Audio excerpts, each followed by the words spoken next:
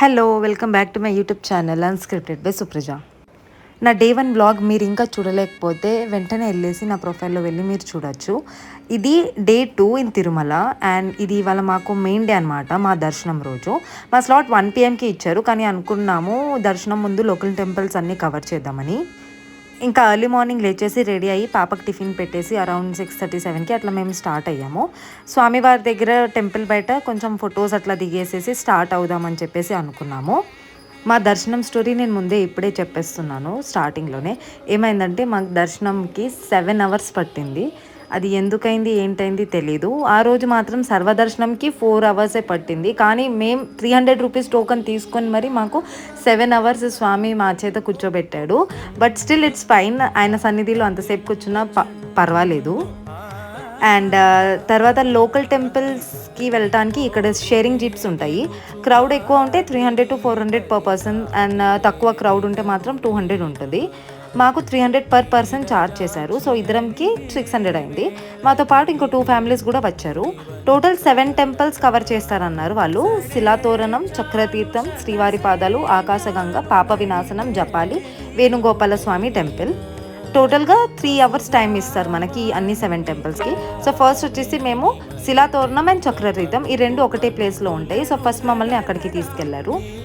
ఈ శిలాతోరణంని scientist 1.5 billion years అగో కనిపెట్టారని చెప్పేసి మనకి గూగుల్లో కూడా పెట్టున్నదనమాట. ఇది ఒక సర్ప్రైజ్. నేను చూసిన పికాక్ నిజమని ఫస్ట్ నేను నమ్మలేదు, కానీ దగ్గర నుంచి చూస్తే అది రియల్ పికాక్. చాలా సేఫ్గా మెయింటైన్ చేస్తున్నారు. చాలా బ్యూటిఫుల్ ప్లేస్ ఇది. నెక్స్ట్ చక్రతీర్థము. శిలాతోరణం దాటాక మనకి చక్రతీర్థం వైపు వెళ్ళాల్సి వస్తుంది. ఇక్కడ కొంచెం స్టెప్స్ ఉంటాయి. సో ఎల్డర్స్కి కొంచెం కష్టం ఉంటుంది. స్టెప్స్ ఎక్కడం దిగటం లాంటివి ఉంటాయి. మనకి జపాలిలో కూడా సేమ్ ఇలానే ఉంటుంది. లార్డ్ విష్ణుమూర్తి వారి సుదర్శన చక్ర ఇక్కడ పడింది అని నమ్మకం ఉంది. అందుకే ఈ ప్లేస్కి చక్రతీర్థం అనే పేరు వచ్చింది. ఇక్కడ ఉన్న వాటర్ చాలా పవర్ఫుల్ అండ్ హోలీ అని డివోటీస్ నమ్ముతారు. మెనీ పీపుల్ ఇక్కడ స్నానం చేయాలనుకుంటారు, కానీ అక్కడ కొంచెమే వాటర్ తీసుకొని బ్లెస్సింగ్స్గా కన్సిడర్ చేస్తారు. ఇంకా ఒక బిలీఫ్ ఏంటి అంటే అక్కడ ఉన్న పాపాలు, మనం ఏమైనా పాపాలు చేసినా అన్నీ ఇక్కడ తొలగిపోతాయని, ఒక పాజిటివ్ ఎనర్జీ వస్తుందని చెప్పేసి అందరి నమ్మకము. ఈ ప్లేస్ ఫారెస్ట్ మధ్యలో ఉంది. సో చాలా పీస్ఫుల్ ఉంటుంది అండ్ నేచర్తో కనెక్ట్ అయ్యే పర్ఫెక్ట్ స్పాట్. ఇది నియర్ బై టు శిలాతోరణం కూడా ఉంది. సో కాబట్టి మనం ఒకేసారి 2 ప్లేసెస్ కవర్ చేసినట్టు మనకి అయిపోతుంది అన్నమాట.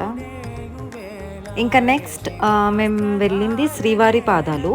అక్కడ చాలా క్రౌడ్ ఉంది, కానీ క్రౌడ్ ఉన్నట్టు అంతగా అనిపించలేదు. ఎందుకంటే ఆ ఫ్లో చాలా స్మూత్గా మూవ్ అయ్యింది. ఒక సైడ్ ఎక్కేస్తున్నారు, ఒక సైడ్ దిగుతున్నారు. ప్లేస్ తక్కువే ఉంది ఎక్కటం దిగటానికి, కానీ అంత టైం పైన కూడా మనకి ఇవ్వరు శ్రీవారి పాదాల దగ్గర. కాబట్టి అంత రష్ ఉన్నట్టు అనిపించదు. స్వామివారి పాదాలు చూడండి, అసలు అద్భుతం. ఇది చాలా బ్యూటిఫుల్.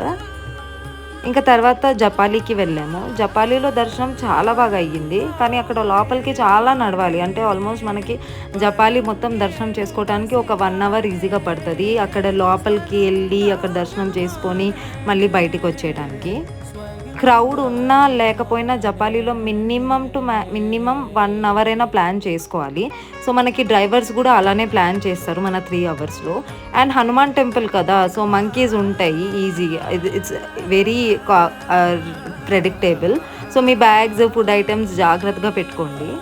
చిన్న ఫనీ ఇన్సిడెంట్ ఏంటంటే మా పాపకు తినిపిస్తుంటే ఒక మంకీ వచ్చింది. నా బ్యాగ్లో ఏముందో చూడాలని ట్రై చేసి వెళ్ళిపోయింది.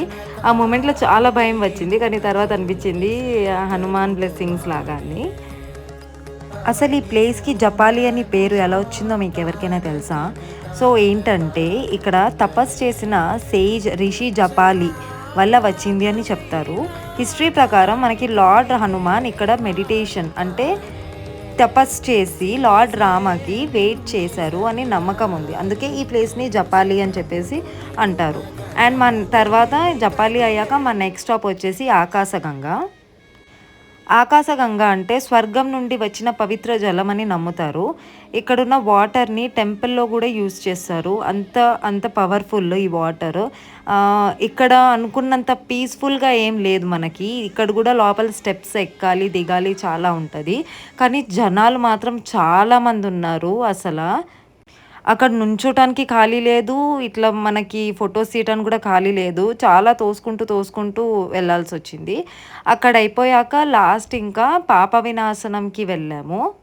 పేరు చూస్తేనే అర్థము పాపాలన్నీ వినాశనం అవుతాయని నమ్మకం. ఇక్కడ వాటర్‌ని హెడ్ మీద పోసుకుంటే గంగా తల్లి బ్లెస్సింగ్స్ వస్తాయని అంటారు. అక్కడ స్టాచ్యూ దగ్గర అందరూ మొక్కుతారు గంగా తల్లి స్టాచ్యూ దగ్గర. మాకు ఎక్కడ ఎక్కువ సేపేం పట్టలేదు. బికాజ్ మాకు డ్రైవర్ ఆ ఆప్షన్ ఇవ్వలేదు. మేమింకా వేణుగోపాల్ స్వామి గుడికి వెళ్ళలేదు. Because we were very tired.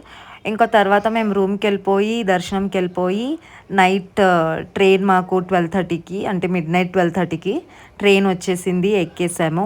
Next day morning 12:31 కల్లా మేము ఇంటికొచ్చేసాము.